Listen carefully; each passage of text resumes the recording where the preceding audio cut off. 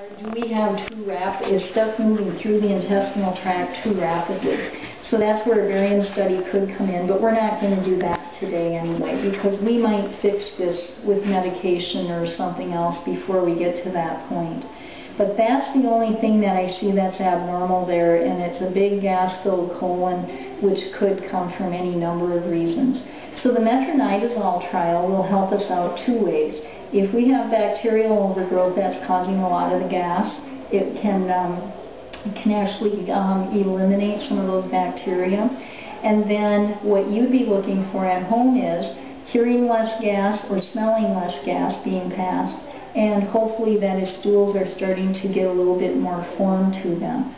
The other thing that the metronidazole may help with is if we are dealing with inflammatory bowel disease, metronidazole is one of the medications that we use to treat that. Inflammatory bowel disease well, the description is pretty good. The true biopsy, or the true diagnosis of that is made with biopsy, but most of the time we don't go to that because that gets a little bit invasive for us. Up in the Twin Cities, they can take a scope in and pluck little samples of the intestinal wall off, but we have to do abdominal surgery to go and get our samples. So we usually don't go there unless we really need to. But metronidazole does eliminate some of the inflammation in the intestinal tract as well. So if we're seeing some improvement after the metronidazole, but not 100%, well, you and I will be talking on the phone at least in about 10 to 14 days.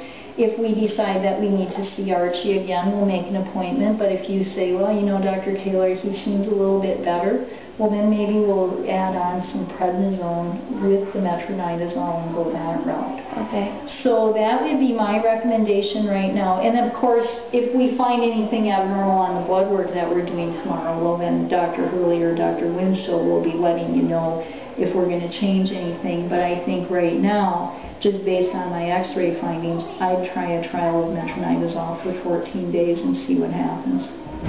So would you like me to get those medications set up for you then? Okay. I told them to bring Archie back before they put these in the developer, but they actually kept him in a kennel in the back. So I'll have them bring him up for you right now, and then I'll get some pills ready and I'll be right back in and we'll go over the instructions for that. Okay. Anything else that you have any questions on?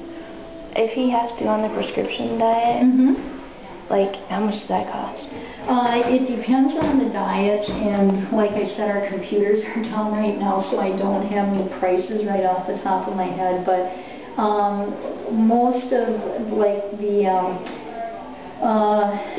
bagged foods, I'm going to say for a 10-pound bag are probably going to run in the $20 to $25 range. Just off the top of my head. Some of them are going to be more like around 18. It just depends on the diet that we choose. Okay. So they're going to be a little bit more expensive, and I think I'm right on that. I think I'm not remembering the 20-pound prices, but yeah. But that we'll talk. We can talk more about that. I apologize that I don't have those prices right off the top of my head, and with the computers being down, you know, usually we'd be able to just say, well, let's look up, you know, ID, intestinal diet, or let's look up ZD, which is the hypoallergenic diet, and so on. But I don't have the without computers, you don't know how much you need. But yeah, it's going to be, it'll be more than just buying, you know, over-the-counter type food. But yet, on the other hand, if we do cure his diarrhea, then sometimes it's like the MasterCard commercial, it's priceless. Yeah. And with only one cat, that'll be, you know, it won't be as bad as if you had a whole house full, because sometimes what happens if people can't separate their cats is they'll end up feeding all the cats the prescription diet because they can't separate them and stuff. So with Archie being the only kitty, that'll help out there too.